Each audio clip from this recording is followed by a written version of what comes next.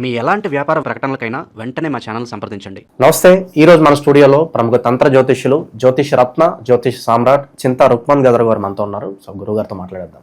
నమస్కారం గురుగారు. మాతృదేవోభవ, పితృదేవోభవ, ఆచార్య దేవోభవ. ఓం నమో మాందేశ్వరాయ నమః. గురుగారు, అక్టోబర్ మాసం విశేషంగా కర్కాటక రాశి వాళ్ళకి ఏ విధంగా ఈ నెల కలిసి రాబోతుంది? విజయదశమి కావచ్చు, దివాళీ కావచ్చు, ఈ రెండు పండుగలను వినియోగించుకుని ఏ విధంగా వీళ్ళు అదృష్టవంతులు అవ్వచ్చు? ఓవరాల్గా ఎలాంటి జాగ్రత్తలు తీసుకోవాలి?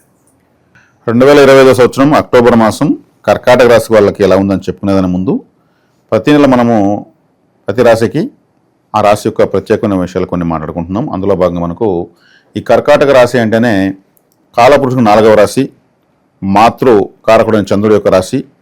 ఈ రాశి యొక్క ప్రత్యేకత ఏమంటే వీళ్లకు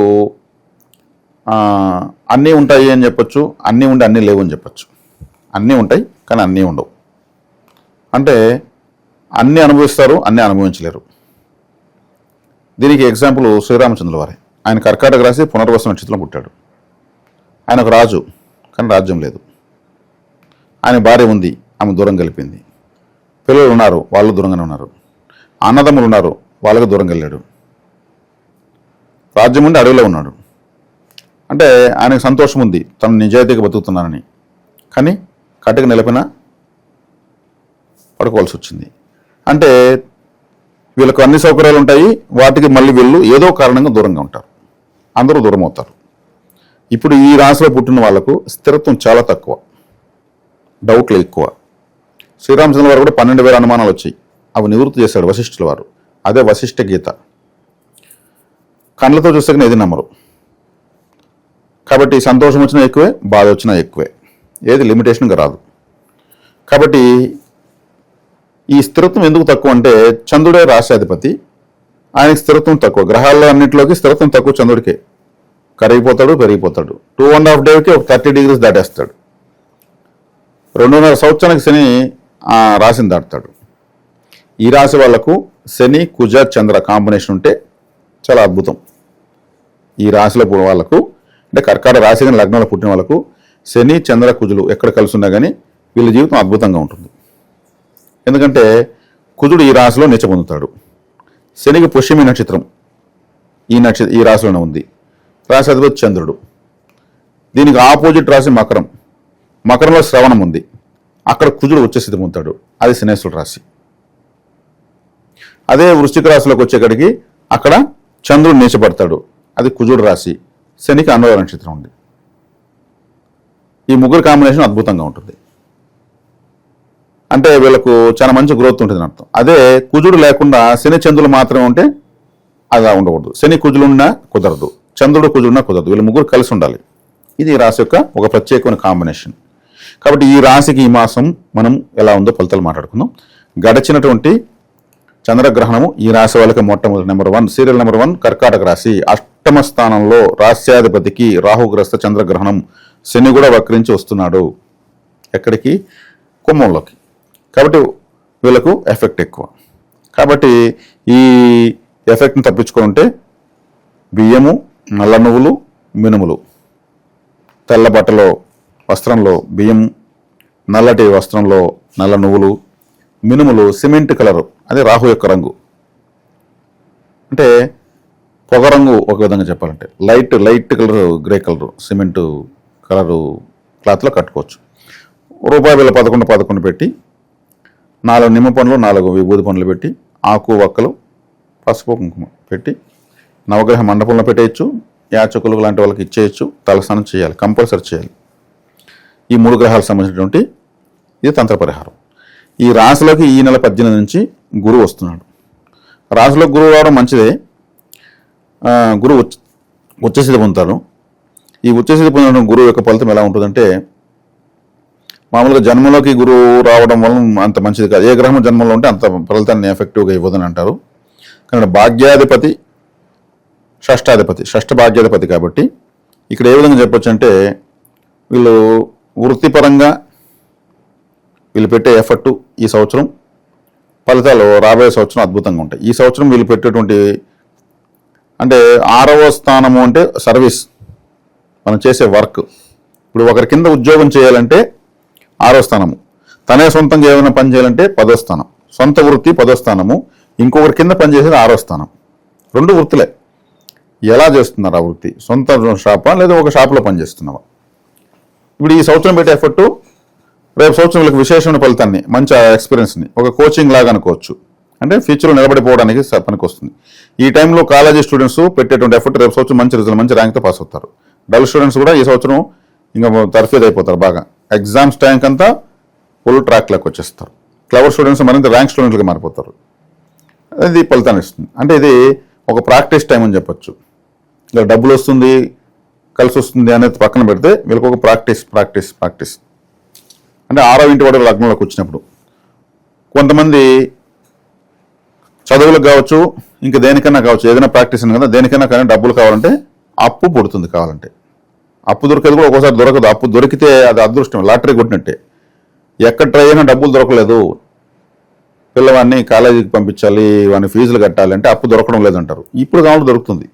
కాబట్టి అంటే ఇది ఒక విధంగా మనము నెగటివ్లో కూడా పాజిటివ్ని మనం వలుచుకుంటున్నాం. ఇక్కడ జన్మలో గురువు ఉంటే యోగించడని, జన్మ గురువు అంత మంచివాడు కాదని, ద్వితీయంలోకి రావాలని, ద్వితీయము, పంచమము, సప్తమము, భాగ్యము, లాభస్థానంలోనే గురువు గోచర ఫలితాలు ఇస్తుంటారు. కానీ దాంట్లో కూడా మనం పాజిటివ్ని ఎలా తీసుకోవాలో మనం దాన్ని సెగ్రిగేషన్ చేస్తున్నాం.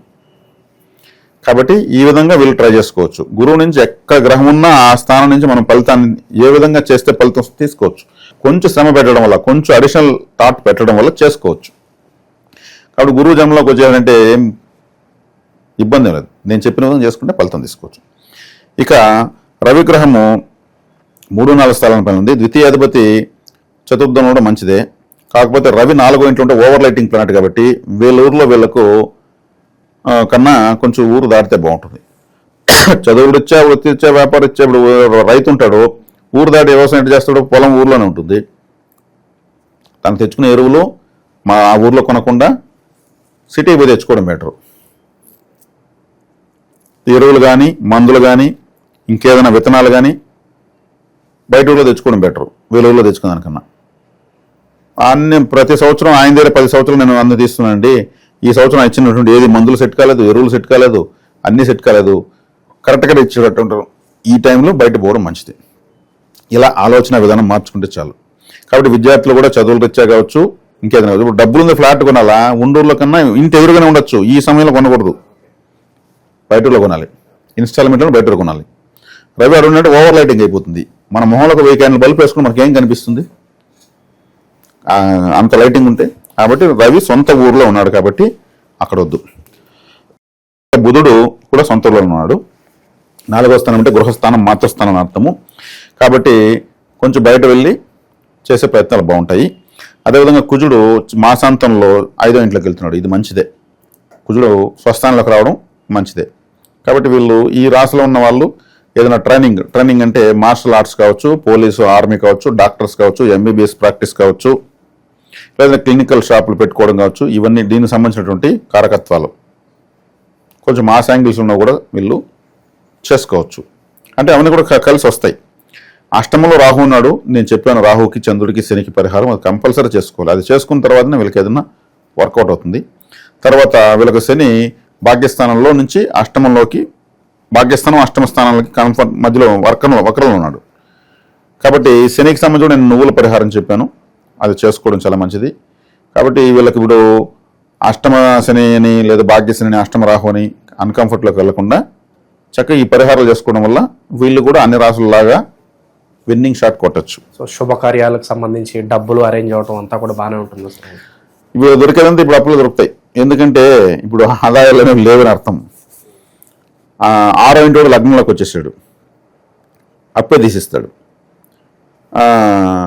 అప్పు కూడా దొరకపోతే అది ఇంకా దౌర్భాగ్యం. నెక్స్ట్ ఇయర్ అంటే గురుబలం వస్తుంది. ఇంకా రాహు కూడా ఆ తర్వాత ఆయన కూడా మారుతాడు, ఒక సప్తంలోకి వస్తాడు. కానీ గురుబలం వస్తుంది కాబట్టి అప్పులు తెచ్చుకునే మార్గం దొరుకుతుంది. కాబట్టి ఈ శుభకార్యాలకు సంబంధించి ఏం చేయాలి? అప్పు చేసుకోవాలి. లేదు అప్పు చేసుకోకపోతే అప్పు చేసే పరిస్థితి వస్తుంది. ఎలా వస్తుంది? ఉన్న డబ్బు ఖర్చు అయిపోయింది అనుకోండి శుభకార్యం కోసం, మళ్ళీ వీలు బతకడానికి అప్పు చేసుకోవాలి. ఎట్టో కూడా రుణం అనేది వీళ్ళ చుట్టూ తిరుగుతుంది. ఇప్పుడు దానికి భయపడాల్సిన అవసరం లేదు. తీర్చే శక్తులు మళ్ళీ ఇదే గ్రహాలు ఇస్తాయి. అందుకే అంటారు, ఎట్టటోనే మనకు తెలిసినంత అంటారు, పరిస్థితులు అంతా ఒకేసారి ఒకేలాగా ఉండవు, మా టైం మాకు వస్తుంది అంటారు. అది కరెక్ట్, అది అతీతమైనటువంటి వాక్యం. అది కాబట్టి వీళ్ళకి ఇప్పుడు అప్పులైపోయినా బాధపడాల్సిన అవసరం లేదు. ఒకవేళ మంచి స్థాయిలో ఉండి అప్పు చేసుకునే అవసరం లేదు వాళ్ళు సంతోషం, వాళ్ళ వ్యక్తిగత జాతకం రాజయోగాలు ఉంటాయి. కాబట్టి భయపడాల్సిన అవసరం లేదు. అనవసరమైన అప్పులు మాత్రం చేయకూడదు. లక్ష్మీదేవి కూడా కోపమే, అనవసరంగా నన్ను దుర్వినియోగం చేస్తావని. కాబట్టి అవసరానికి వీళ్ళు అప్పు చేయడం తప్పులేదు, అధిక వడ్డీలు తీయకపోవడమే ఇంకా మంచిది. ఇలా చేసుకుని పోవాలి. ఇక చివరగా వైవాహిక జీవితం ఎలా ఉండబోతుంది? వైవాహిక జీవితం ఎత్తుకుంటే వీళ్ళకి అదే చెప్పాను స్టార్టింగ్లోనే, వీళ్ళకు అన్నీ ఉంటాయి, అన్నీ ఉండవని చెప్పాను. శ్రీరామచంద్రుని ఎగ్జాంపుల్ చెప్పాను, ఆయనకు భార్య ఉంది, భార్య లేదు. ఇప్పుడు సప్తమాధిపతి శనేశ్వరుడు వక్రంలో వచ్చి కుంభరాశి వైపు ప్రయాణించి, కుంభరాశిలో మళ్ళీ రాశాధిపతి చంద్రుడు వెళ్ళి రాహువుతో ఇబ్బంది అయ్యాడు. అప్పుడు వైవాహిక జీవితం బాగుండదంటే చికాకులు చింతలు ఉంటాయి. అడ్జస్ట్ అయిపోవాలి. అడ్జస్ట్ అయిపోవాలంటే మేము కాలేకపోతారు మానసికంగా. కాబట్టి నేను పరిహారం చెప్పింది. వైవాహిక జీవితంలో పదనెసలు ఉంటాయి, ఆ పదనెసలన్నీ బ్యాలెన్స్ కావాలంటే నేను చెప్పినటువంటి పరిహారము ఆలయంలో కానీ యాచకుల దగ్గర ఇవ్వడం వల్ల మంచిది.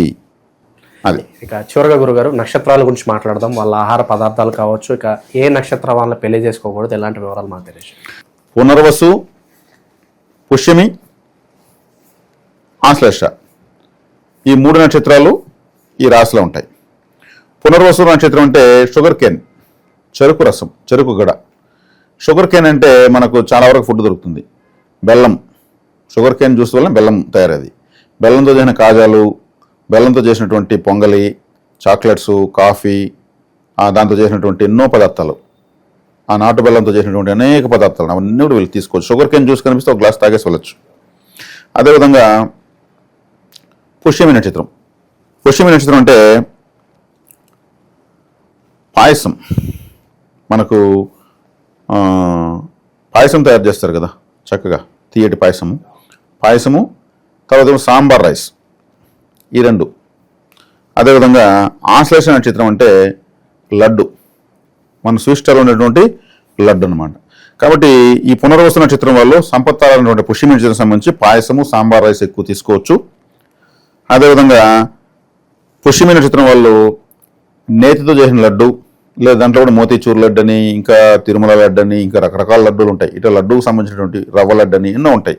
ఇటువంటి ఫేవరెట్గా తీసుకోవచ్చు. అదేవిధంగా ఆశ్లేష నక్షత్రం వాళ్ళు అత్తి రసాలు అంటారు కదా, మకా నక్షత్రానికి సంబంధించినటువంటి సంపత్తార ఫుడ్ తీసుకోవచ్చు. ఇది వీళ్ళకు ఫేవరెట్ ఫుడ్ అనమాట, సంపత్తారకు సంబంధించినటువంటి ఫేవరెట్ ఫుడ్. అదేవిధంగా వీళ్ళకు ఈ నక్షత్రాల వాళ్ళకు వేద నక్షత్రము మనం తెలియజేస్తున్నాం ఈ మాసము. అంటే ప్రతి నక్షత్రం వాళ్ళకు, ప్రతి రాశిలో ఉన్నటువంటి నక్షత్రాల వాళ్ళకు వేద నక్షత్రం చెప్తున్నాం. అంటే ఒక నక్షత్రాన్ని వేధించే నక్షత్రం ఖచ్చితంగా ఉంటుంది, ఒక నక్షత్రాన్ని అభివృద్ధి చేసే నక్షత్రం ఉంటుంది. అభివృద్ధి చేసే నక్షత్రం సంబంధించిన ఫుడ్ చెప్పాము, వేధించే నక్షత్రాన్ని దూరంగా ఉండమని ఏ నక్షత్రం తెలియజేస్తున్నాం. కాబట్టి ఇక్కడ వచ్చేకాడికి మనకు పునర్వసు నక్షత్రానికి శతభిష నక్షత్రం వేద నక్షత్రము. ఈ నక్షత్రం వాళ్ళ జోలికి జీవితంలో వెళ్ళకూడదు. వీళ్ళతో పెట్టుకొని ఏదైనా గొడవలు అవి కూడా వేరే వాళ్ళు మధ్యస్థం చెప్తే నిన్నోడు బొమ్మను వాడి జోలికి అంటారు. కానీ తప్పేం వాడిదే, ఇదేం తప్పు ఉండదు. కానీ నిన్ను ఎవడు బొమ్మను రాని జోలికి అంటారు. అంటే ఆ నక్షత్రం మనకు మంచి చేసే వాళ్ళు ఎవరో ఒక మాట అనిపిస్తుంది. కాబట్టి ఆ నక్షత్రంలో పెళ్లి చేసుకోకూడదు, ఆ నక్షత్రంలో ఏ విధమైనటువంటి బంధుకారకత్వం పెట్టుకోకూడదు. పుష్యమి నక్షత్రం వాళ్ళు పూర్వాభాద నక్షత్రం వాళ్ళని వివాహం చేసుకోకూడదు. అదేవిధంగా ఆశ్లేష నక్షత్రం వాళ్ళు ఉత్తరాభాద నక్షత్రం వాళ్ళని వివాహం చేసుకోకూడదు. ఏ విధమైనటువంటి సంబంధ బాంధవ్యాలు నెరపకూడదు. ఆ నక్షత్రంలో ఉన్నప్పుడు వాహనం కొనడం కానీ, వ్యవసాయం ప్రారంభించడం కానీ, వ్యాపారం ప్రారంభించడం కానీ ఏది కానీ చేయకూడదు. బంగారు కూడా కొనకూడదు. కొంటే అదేమవుతుంది, తాకట్లోకి వెళ్ళిపోతుంది. అది ఇంకో వేధించే పరిస్థితి వస్తాయి. ఈ బంగారం ఇంకా ఇది పెడితే కానీ మనకు సమస్య తీరుతున్న విధంగా తయారైపోతుంది. అది ఎత్తుకెళ్ళి మళ్ళీ వేద నక్షత్రం రోజే పెట్టినాం అనుకో, ఇంకా అది అంటే వాడికి వెళ్ళిపోతుంది, పెట్టినాడు వాడికి వెళ్ళిపోతుంది, అది మళ్ళీ మనకు రాదు. కాబట్టి ఇలా ప్రతి ఒక్కదానికి ఆలోచించుకుంటే నేను చెప్పేదానికి పరిహారాలు చాలా దొరుకుతాయి. వాటన్నిటిని దానిలో చేయకూడదు. ఓవరాల్గా కర్కాటక రాశి వాళ్ళు ఈ అక్టోబర్ మాసం వీళ్ళకి ఎలాంటి ఫలితాలు ఉంటాయి, ఎలాంటి జాగ్రత్తలు తీసుకోవాలి, చాలా బాగా వివరించారు. ధన్యవాదాలు. ధన్యవాదాలు.